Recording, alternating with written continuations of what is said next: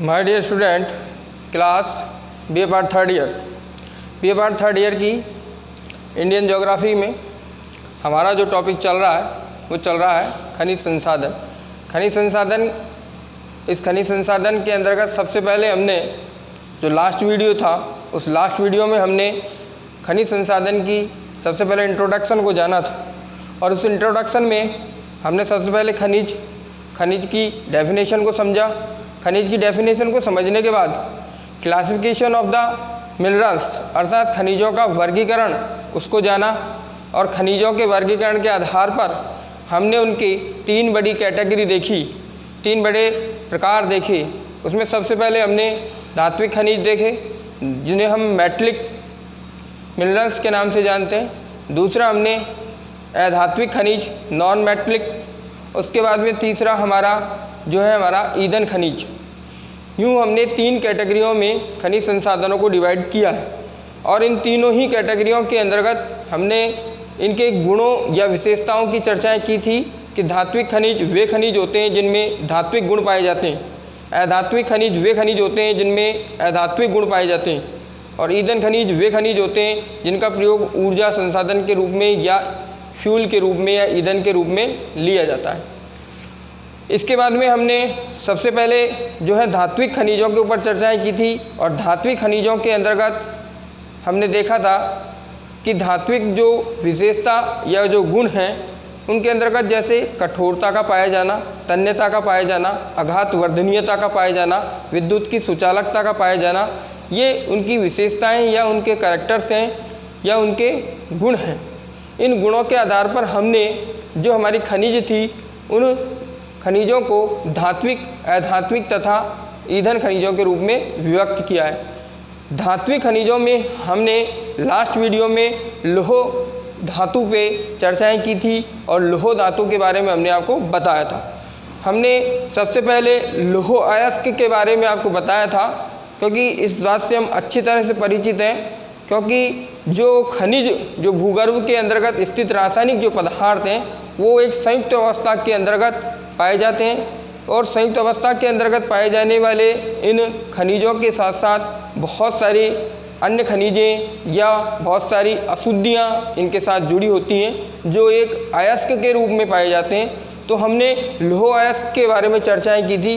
तो हमारा जो टॉपिक चल रहा था वो चल रहा था लौह धातु, जिसमें हमारा सबसे पहले लौह अयस्क चल रहा था। लौह अयस्क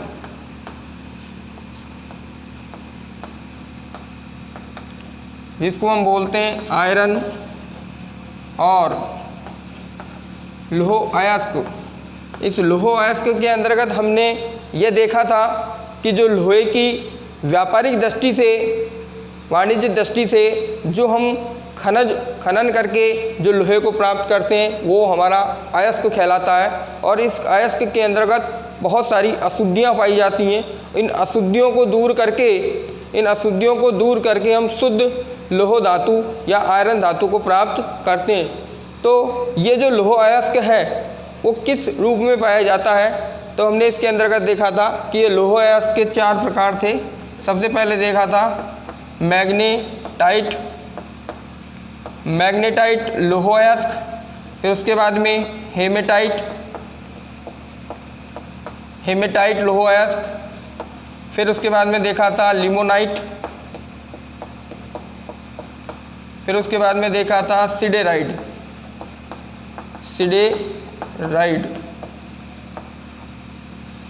ये चार प्रकार के प्रमुख लौह अयस्क जो लोहे के पाए जाते हैं इनके अंतर्गत हमने इनकी विशेषताओं की भी चर्चाएं की थी और विशेषताओं को अंतर्गत ये समझा था कि जो मैग्नेटाइट अयस्क है वो लोहे का सबसे उत्तम प्रकार का लौह अयस्क माना जाता है। इस मैग्नेटाइट लौह अयस्क की विशेषताएं ये थी कि इसके अंतर्गत लौह अंश की मात्रा लगभग 70% पाई जाती है और इस लौह अयस्क के अंतर्गत चुंबकीय गुण पाए जाते हैं और यह अयस्क जो होता है वो काले रंग का होता है। मैग्नेटाइट लौह अयस्क के बाद में हमने हेमेटाइट अयस्क की विशेषताओं के बारे में समझा था और हमने ये देखा था कि हेमेटाइट जो है इसके अंतर्गत जो हेमेटाइट शब्द है वो ग्रीक लैंग्वेज से लिया गया है उसका तात्पर्य होता है रक्त या लाल। इसलिए ये जो लौह अयस्क होता है वो लाल रंग का होता है। इस लौह अयस्क के अंतर्गत 50% लौह अंश की मात्रा पाई जाती है। यह लौह अयस्क भारत के अंतर्गत सबसे ज़्यादा पाया जाता है। भारत के अंतर्गत इस लौह अयस्क का जमाव सबसे सर्वाधिक रूप से देखने को मिलता है। इसके बाद में हमने लिमोनाइट के बारे में पढ़ा था और लिमोनाइट अयस्क को समझा था कि लिमोनाइट अयस्क जो होता है इस लौह अयस्क का रंग पीला होता है। इस लौह अयस्क के अंतर्गत जो हमारे लौह अंश की जो मात्रा होती है वो 40% पाई जाती है। इसके बाद में सिडेराइड लौह अयस्क, इसमें लौह अंश की मात्रा हमारी 40% से कम पाई जाती है। यह घटिया किस्म का लौह अयस्क माना जाता है। इस लौह अयस्क को हमने आयरन कार्बोनेट की संज्ञा दी है क्योंकि यह लौह अयस्क जो है कार्बन के साथ मिश्रित अवस्था में पाया जाता है। यह भूरे रंग का लौह अयस्क होता है जिसमें लौह अंश की मात्रा कम होती है। हमने यहाँ तक इसको देखा था, लौह अयस्क के बारे में चर्चाएं कर ली थी और हम भारत के संदर्भ में बात कर रहे हैं और भारत के संदर्भ में इंडियन ज्योग्राफी के संदर्भ में बात कर रहे हैं। तो भारतीय के संदर्भ के अंतर्गत अगर हम देखें तो इसका अगर हम डिस्ट्रीब्यूशन की बात करते हैं तो भारत के अंतर्गत इस लौह अयस्क का डिस्ट्रीब्यूशन किन किन स्टेट में है, किन किन राज्यों में है, वो आज हम देखेंगे। उससे पहले हमने इसके आपको यूज बता दिए थे कि लौह अयस्क या लौह धातु का उपयोग कहाँ किया जाता है। हम इस बात से सभी अच्छी तरह से परिचित हैं कि जो हमारे उद्योग हैं उन उद्योगों की जो हमारी कुंजी मानी जाती है वो लौह धातु को मानी जाती है, या हम कह सकते हैं कि औद्योगिक जगत का आधार जो है वो हमारी लौह धातु है। इसका उपयोग जो है विविध प्रकार की मशीनों के अंतर्गत किया जाता है। साथ ही साथ हमारे जितने भी यातायात के साधन हैं उन यातायात के साधनों के अंतर्गत इसका प्रयोग किया जाता है। साथ ही साथ हमारे औजारों में, हथियारों में, बर्तनों में, सिक्कों में, मोटर गाड़ियों के अंतर्गत, जलयानों में, रेलों में आदि यातायात के साधनों में विद्युत तारों के रूप में भी जो है इस लौह अयस्क का उपयोग किया जाता है क्योंकि ये धातु जो होती है कठोर होती है। कठोरता के साथ साथ ये तन्यता लिए होती है, तन्यता के साथ साथ ये विद्युत की सुचालक होती है। अर्थात इन सभी विशेषताओं के आधार पर इस लौह अयस्क का हमने उपयोग भी जाना था। आज हम इस लौह अयस्क का भारत के अंतर्गत वितरण को जानेंगे कि भारत के अंतर्गत लौह अयस्क का वितरण कहाँ कहाँ फैला हुआ है। तो देखिए वितरण, डिस्ट्रीब्यूशन ऑफ आयरन और वितरण कि भारत के अंतर्गत, भारत के संदर्भ में अगर हम इसकी वितरण की बात करते हैं तो भारत में जो हमारा धात्विक जो खनिज है उन धात्विक खनिजों के अंतर्गत सबसे पहले लौह धातु, इस लौह धातु की अगर हम बात करें या लौह अयस्क की हम बात करते हैं तो भारत के अंतर्गत लौह अयस्क जिसका जो जमाव है वो हमारा कर्नाटक के अंतर्गत, कर्नाटक राज्य के अंतर्गत, उड़ीसा राज्य के अंतर्गत, छत्तीसगढ़ राज्य के अंतर्गत, झारखंड राज्य के अंतर्गत, महाराष्ट्र राज्य के अंतर्गत, गोवा राज्य के अंतर्गत पाया जाता है। अगर हम डिस्ट्रीब्यूशन की बात करते हैं तो भारत के अंतर्गत कर्नाटक लौह अयस्क का जो उत्पादन कह सकते हैं या हम इसका जमाव कह सकते हैं, उत्पादन की अगर हम बात कर रहे हैं तो भारत के अंतर्गत जो लौह अयस्क का जो सर्वाधिक उत्पादन किया जाता है वो कर्नाटक के अंतर्गत किया जाता है, उड़ीसा के अंतर्गत किया जाता है, छत्तीसगढ़ के अंतर्गत किया जाता है,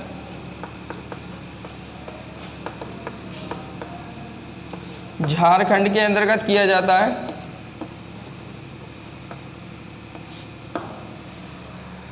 ये हमारे प्रमुख राज्य हैं, जैसे हमारा कर्नाटक राज्य है, उड़ीसा राज्य है, छत्तीसगढ़ है, झारखंड है, इसके अलावा हमारा महाराष्ट्र है, इसके अलावा हमारा गोवा है, इसके अलावा हमारा आंध्र प्रदेश है। ये और ऐसे राज्य हैं जहाँ लोहे का उत्पादन किया जाता है।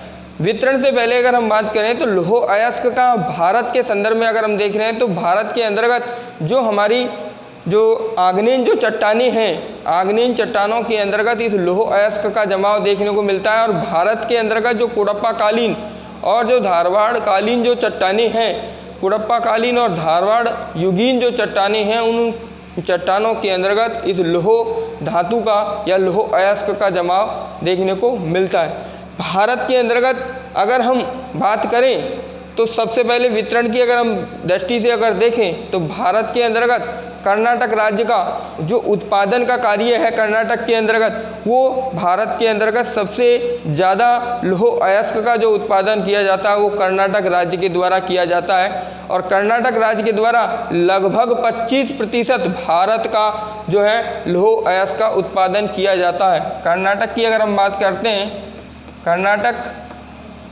भारत में अगर उत्पादन की बात कर रहे हैं और उत्पादन की अगर हम बात कर रहे हैं तो उत्पादन में भारत में सर्वाधिक सबसे अधिक लगभग 25%, लगभग 25% जो उत्पादन है वो कर्नाटक राज्य के अंतर्गत किया जाता है। भारत के अंतर्गत कर्नाटक राज्य में लौह अयस्क का सबसे अधिक उत्पादन किया जाता है, वो लगभग 25% है।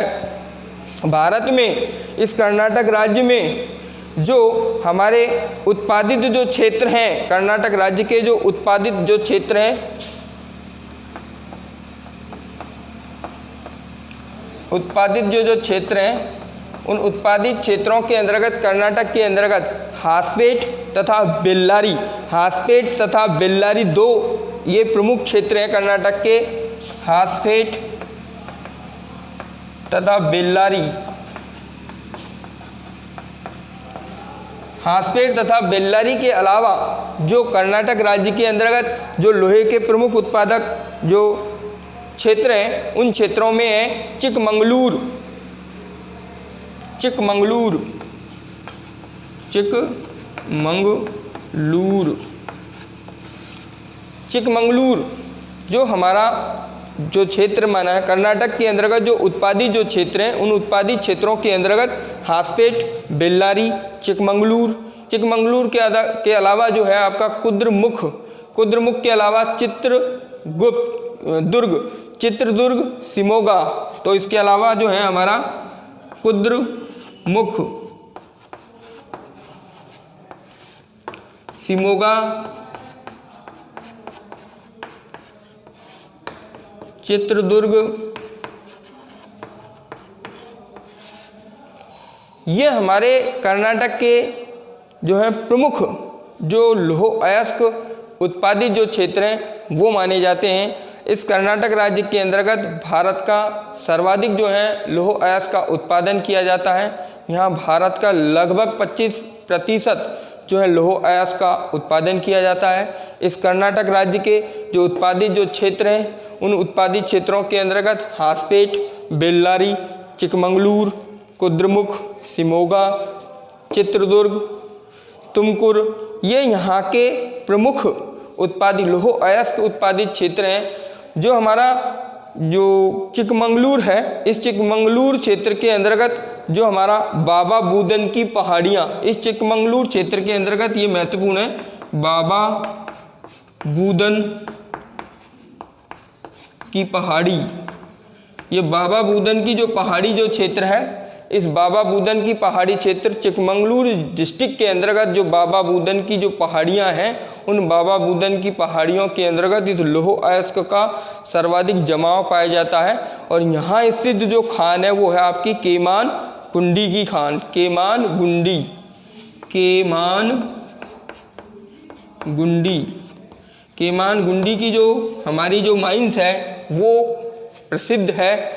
जो चिकमंगलूर जिले के अंतर्गत बाबा बूदन की पहाड़ी जो क्षेत्र है, उस बाबा बूदन पहाड़ी क्षेत्र के अंतर्गत केमान कुंडी जो खान है, वहाँ से लौह अयस्क का उत्पादन सर्वाधिक किया जाता है। तो हमारा भारत के अंतर्गत अगर हम लौह अयस्क का डिस्ट्रीब्यूशन की अगर हम बात कर रहे हैं, तो डिस्ट्रीब्यूशन के अंतर्गत हमारा कर्नाटक जो स्टेट है, उस कर्नाटक स्टेट के अंतर्गत सबसे ज़्यादा जो है लौह अयस्क का उत्पादन किया जाता है। वो हमारा लगभग भारत का 25% है, अर्थात 25% है। इसके उत्पादित जो क्षेत्र है, उस उत्पादित क्षेत्र के अंतर्गत इसका अंतर्गत जो है हासपेट, बेल्लारी, चिकमंगलूर, कुद्रमुख, शिमोगा, चित्रदुर्ग, तुमकुर, ये हमारे उत्पादित क्षेत्र हैं। जो हमारा जो कर्नाटक राज्य के अंतर्गत चिकमंगलूर जो उत्पादित क्षेत्र है, उस चिकमंगलूर उत्पादित क्षेत्र के अंतर्गत जो बाबा बुदन की जो पहाड़ियाँ हैं, उन बाबा बुदन की पहाड़ियों के अंतर्गत लौह अयस्क का विशालकाय भंडार है। और वहाँ की जो प्रसिद्ध जो माइंस है, वहाँ की जो प्रसिद्ध जो खान है, वो है आपकी केमान कुंडी की खान। तो ये हमारा जो है कर्नाटक राज्य के अंतर्गत उत्पादित क्षेत्र थे और यहाँ किस तरह से कर्नाटक राज्य के अंतर्गत उत्पादन पाया जाता है। इसके बाद अगला देखेंगे,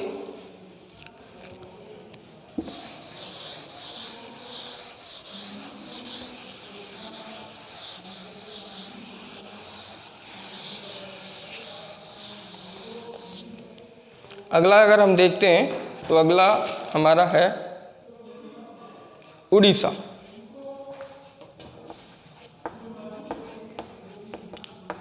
भारत के अंतर्गत लौह अयस्क उत्पादन की दृष्टि से उड़ीसा का कर्नाटक के बाद जो है दूसरा प्रमुख स्थान आता है। भारत में लौह अयस्क का जो उत्पादन की दृष्टि से अगर हम बात करते हैं तो पहला स्थान कर्नाटक राज्य का आता है। अगर हम दूसरे स्थान की बात करते हैं तो सेकंड नंबर पे हमारा उड़ीसा आता है। अर्थात जो हमारा लौह अयस्क का जो उत्पादन जो भारत में किया जाता है, उसमें पहले नंबर पर हमारा कर्नाटक राज्य और जो दूसरा नंबर है, उस दूसरे नंबर में हमारा उड़ीसा राज्य आता है। और उड़ीसा जो क्षेत्र है, उस उड़ीसा क्षेत्र के अंतर्गत जो भारत का लगभग 22% जो है लौह अयस्क का उत्पादन किया जाता है। और यहाँ के जो प्रमुख उत्पादित जो क्षेत्र हैं, उसके अंतर्गत मयूरभंज डिस्ट्रिक्ट जो है, उस मयूरभंज जिले के अंतर्गत और सुंदरगढ़ जिले के अंतर्गत जो है इसका प्रमुख खाने पाई जाती हैं। तो देखिए, अगर हम भारत के संदर्भ में बात करते हैं तो उत्पादन की दृष्टि से भारत का दूसरा राज्य 22% इसमें उत्पादन किया जाता है। भारत का उत्पादित क्षेत्र की अगर हम बात करते हैं, उत्पादित क्षेत्र की अगर हम बात कर रहे हैं तो इसके अंतर्गत 2 जिले हैं,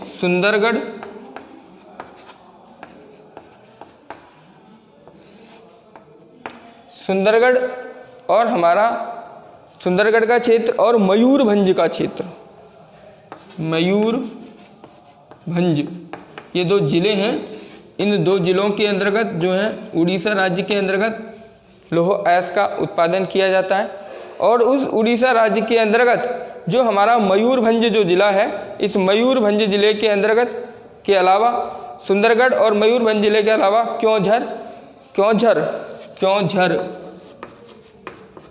क्योंझर जो डिस्ट्रिक्ट है, इन क्योंझर डिस्ट्रिक्ट के अंतर्गत भी जो है सबसे ज़्यादा लौह अयस्क का उत्पादन किया जाता है। इन क्षेत्रों के अंतर्गत अर्थात सुंदरगढ़ और मयूरभंज और क्योंझर जिले के अंतर्गत स्थित जो हमारी यहाँ की प्रमुख लौह अयस्क की जो खानें हैं, उन खानों के अंतर्गत हमारी गुरु महिसानी की खान, सुलेपात की खान, उसके अलावा हमारे यहाँ जो है किरुबिरु की खान, किरुबिरु क्षेत्र के अलावा यहाँ बादाम पहाड़ जो है उड़ीसा के अंतर्गत फेमस है। तो यहाँ की खानों के अंतर्गत जो आता है आपका है बादाम पहाड़, महत्वपूर्ण है, परीक्षा की दृष्टि से बहुत सी बार पूछा जाता है। किरुबिरु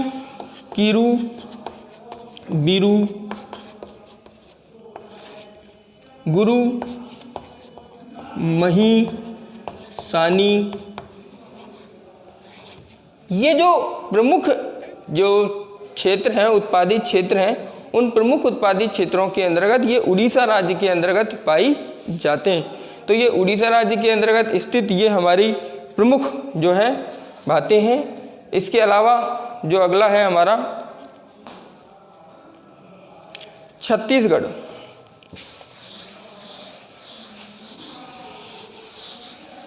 और ये जो हमारे उड़ीसा राज्य के अंतर्गत से जो हमारा लौह अयस्क का उत्पादन होता है, वो लौह अयस्क का उत्पादन जो है हमारे राउरकेला लौह इस्पात उद्योग को, जमशेदपुर जो लौह इस्पात उद्योग है उसको, और जो हमारा छत्तीसगढ़ राज्य के अंतर्गत स्थित जो लौह इस्पात है उन सभी राज्यों को दिया जाता है। अगला देखिए छत्तीसगढ़।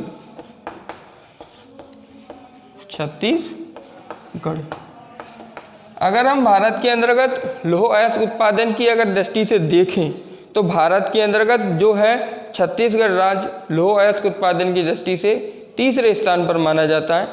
यहाँ जो उत्पादन है वो लगभग 19% जो है उत्पादन यहाँ लौह अयस्क का किया जाता है। इस छत्तीसगढ़ राज्य के अंतर्गत या कर्नाटक या उड़ीसा राज्य के अंतर्गत जो लौह अयस्क का जो सर्वाधिक जो जमाव है वो यहाँ हेमेटाइट लौह अयस्क का जमाव इसके अंतर्गत सबसे ज़्यादा देखने को मिलता है। तो लौह अयस्क उत्पादित जो क्षेत्र हैं जो छत्तीसगढ़ राज्य के अंतर्गत हैं, जिसके अंतर्गत बस्तर और दुर्ग 2 जिले हैं। तो देखिए, तो अगर हम उत्पादन की अगर बात करते हैं तो उत्पादन की दृष्टि से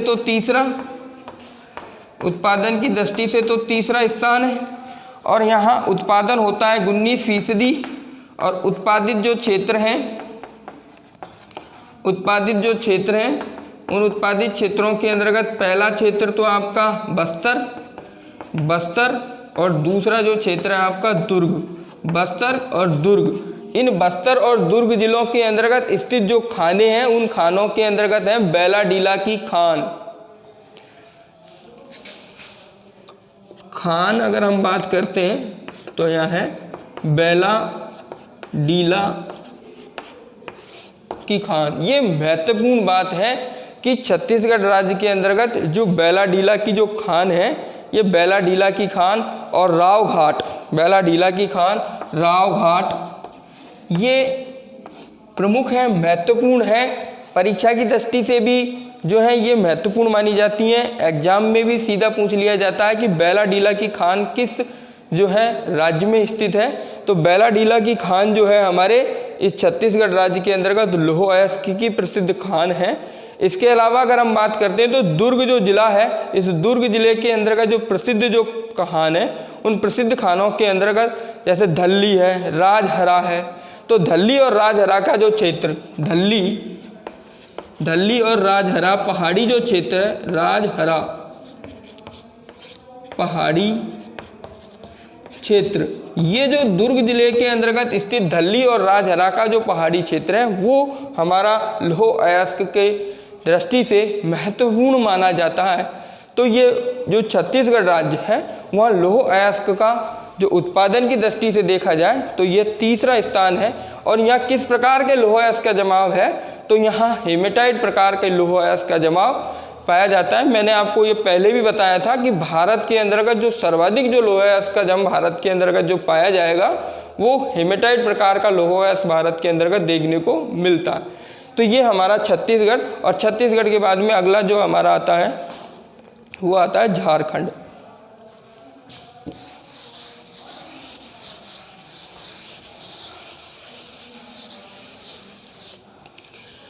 झारखंड राज्य की अगर हम बात करते हैं तो झारखंड राज्य जो है, झारखंड के अंतर्गत अगर उत्पादन की अगर हम बात करते हैं तो उत्पादन तो यहाँ 14% होता है। और झारखंड राज्य के अंतर्गत जो उत्पादित जो क्षेत्रों की अगर हम बात करते हैं तो सिंह भूमि का जो जिला है, उत्पादन क्षेत्र की अगर हम बात करते हैं तो यहाँ उत्पादन जो क्षेत्र है वो क्षेत्र है हमारा सिंह भूम जिला। ये जो सिंह भूम जो जिला है, इस सिंह भूम जिले के अंतर्गत जो हमारा झारखंड है उसके सिंह भूम जिले के अंतर्गत जो है लौह अयस्क का यहाँ उत्पादन किया जाता है। यहाँ की जो प्रसिद्ध जो खाने हैं जिसमें नोटुबुरु के साथ नोवामंडी, नोटाबुरु, पंसीराबुरु, जैसे नोटुबुरु, पसीराबुरु, नोवामंडी,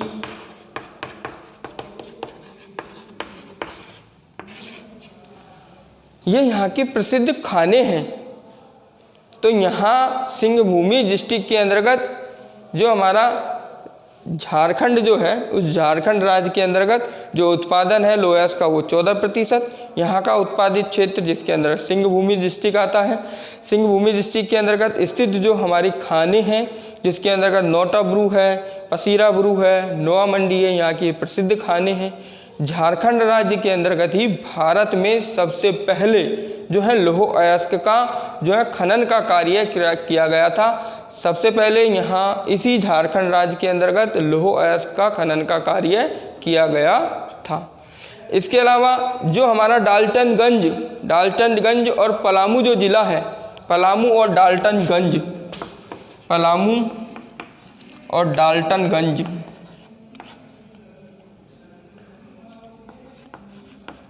ये भी हमारे प्रमुख जो है लौह अयस्क उत्पादित क्षेत्र माने जाते हैं जो हमारे झारखंड राज्य के अंतर्गत स्थित हैं। इन प्रमुख 4 बड़े राज्यों के अलावा जो हमारा लौह अयस्क का उत्पादन है, उस लौह अयस्क का उत्पादन गोवा के अंतर्गत भी किया जाता है। तो गोवा के अंतर्गत जो उत्पादन का जो कार्य जो प्रतिशतता है वो लगभग 18% जो है गोवा के अंतर्गत लौह अयस्क का उत्पादन किया जाता है। और गोवा के जो प्रसिद्ध जो उत्पादित जो क्षेत्र हैं, उन प्रसिद्ध उत्पादित क्षेत्र के अंतर्गत पिरना, अदोला, साथ ही साथ में पाले ओनेडा का जो क्षेत्र है गोवा का वो प्रसिद्ध माना जाता है। पिरना अंदोल का जो क्षेत्र है, पिरना अंदोल, गोवा का पिरना अंदोल और पाले अनोडा, ये जो क्षेत्र हैं वो लौह अयस्क के उत्पादन की दृष्टि से महत्वपूर्ण माने जाते हैं।